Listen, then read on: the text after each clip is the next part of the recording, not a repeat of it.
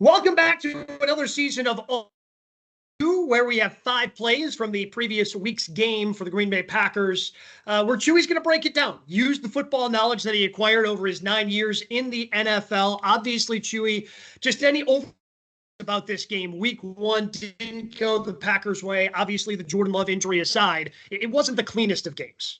Not the cleanest, but it wasn't the cleanest for Philadelphia either. It's kind of what you expect from week one. Plenty of mistakes. Game played out pretty much how I thought, back and forth, come down to the end of the game. Quite a bit of points scored, so hopefully they can improve going into the Colts game. All right, let's go ahead and dive into the what we're looking at here for the Green Bay Packers in week number one. Where we start here, Chew, is going to be the 2-point conversion play is where I want to start with you. And so the Packers score a touchdown, they get the offside penalty on the extra point, so now they get the ball on the 1-yard line, decide that they're going to run the football. This obviously did not work out for them. And really the first half, it was tough. The offensive line didn't play well. Just what do you see here on this run for Josh Jacobs? Well, the one thing I noticed is the shift, I think, screwed them up a little bit because I don't know whether they didn't have enough time to adjust to the shift and change the blocking scheme. But it all started with Josh Myers here in his angle to block the Philadelphia interior lineman. Now, his angle would have been fine if it was a toss, because if a guy goes backdoor, then he should never be able to make that play. But the fact that it's an off tackle play, it shortens how wide the running back is going to go. His angle wasn't good. He had to get a piece of him. We call that an Olay block. I think at the initial point, if you back that up, Gabe, I just think they were confused with the shift on who they were blocking, because it's certainly not how I would have done it. I would have put, our theory was you take level one, which is the guys on the line, and move it to level two. That's the most important thing. So guys clearly came off of their blocks too early. Myers gets Olayed, and that's why they weren't able to get the ball in. Yeah, you can kind of see the shift right here as the motion happens for the Packers. And then, Myers just whiffs on the block. His angle, if you look at it, that's more the angle of a toss outside. It's a tough block. I think the guard could have, they pulled the guard. Holmgren's rule of thumb, and I would still stick with it today. I tell my son, who coaches at the college level, don't pull or trap on the goal line. Don't allow guys to shoot gaps. Hat on hat, bring level one to level two. The pulling of the guard made it difficult, and I thought it was a bad play call, number one, where if it was a toss, that Olay by the Philly defensive lineman wouldn't have mattered, but the fact that it was off tackle, it was just the blocking scheme was screwed up and the play didn't mesh with the blocking scheme.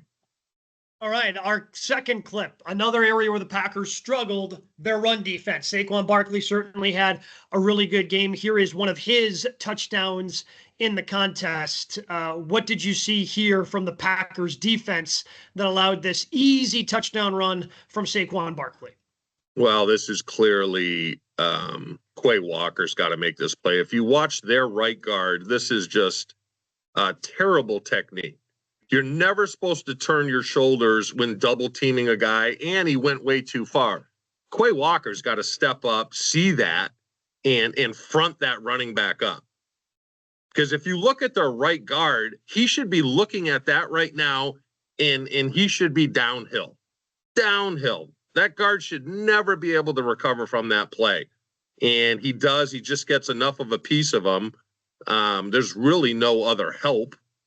The safety is late coming up, and it's just that's all Quay Walker. When a right guard's technique is that bad, and you're a first-round draft pick, you have to make that play. I don't care who's in the backfield. So, do you think he just kind of came up too aggressively? What could have Quay Walker have done better? He should have came downhill faster. His feet were terrible. Look at his feet. I mean, yeah, they're kind of sideways. You're told as an offensive lineman never to put your feet together. It's just a bad play. I mean, he's supposed to be a better athlete than that first round pick. He's just, I understand that they get paid too, but that you got to make that play. All right, so we've seen a couple of negative plays from the Packers, but this was one I thought a really good positive play. You got a nice route here from big 29-yard gain. Middle of the game from Tucker Kraft here lined up as a tight end. It was really one of the more successful plays I think the Packers had in rhythm in this game offensively. What do we see on this offensive play? It's a great play, but I mean, the listeners know last year that I'm shooting for perfection. Okay, that's what we shoot for. That's what coaches expect is perfection. Now they have a heavy set to the right with a play action pass. This is just the play is wide deep cross. Okay, turns out to be a nice play, but there's things Kraft could have done better. Okay, the first thing that he has to realize that the play action fake is at him, so he might have to do a little bit of dancing to get around guys, which he does. But run it a little more, Gabe. So he does a nice job avoiding the traffic, but he flattens it out. Wide deep cross, you want to run an over route. His angle should be more of the 35-yard line. It's an easier throw for the quarterback. He can just loft it up there. And when he comes off the line, the first thing you look at, because of the play action pass, everyone is going to be flowing right. So then your eyes immediately see he's looking way too early, number one. Your eyes immediately go to that corner, and he's going to dictate how you run your route. Now, the corner turns and runs, so what you want to do is come right off of that, right? He should be up at the 35. I mean, this is nitpicking, but this is, in all my years of having Andy Reid, this is what he would expect. It just makes it easier, cleaner. It's perfection, but it all turns out, and it's a nice game by Kraft. Good job getting the ball upfield and grabbing a couple yaks as he goes. Yaks is yards after catch. Unfortunately, now, Chew, we get back to the negative plays. The Packers, after all, did lose this, and this was a big negative play, an interception from Jordan Love as he tried to get one to Luke Musgrave here. It's an empty shotgun. You've got two to each side, and then the tight end on the right-hand side as well. What went wrong here for Jordan Love and the Packers? Well, first of all, we used to run this play. It was ZNY go. Now, a couple things here. All right. Musgraves, when he sees that it looks like it's going to be cover one, single safety high, and Y go is tagged to the play, you're not getting the ball. You're not getting the ball. Your sole job is to take the guy who's covering you and the safety and swallow them both up for the in route on the outside. Now, in regards to the in route, he should be wider, okay? Because what that does is create more space for him to work in the middle. So it's kind of, if you watch Musgrave, and if you listen last year, do not turn your shoulders, just turn your head. When you turn your shoulders and you're running vertical, you have a tendency to A, slow down, and B, pull you to where you don't want to go. He should be right up the hash. Now, look where he winds up.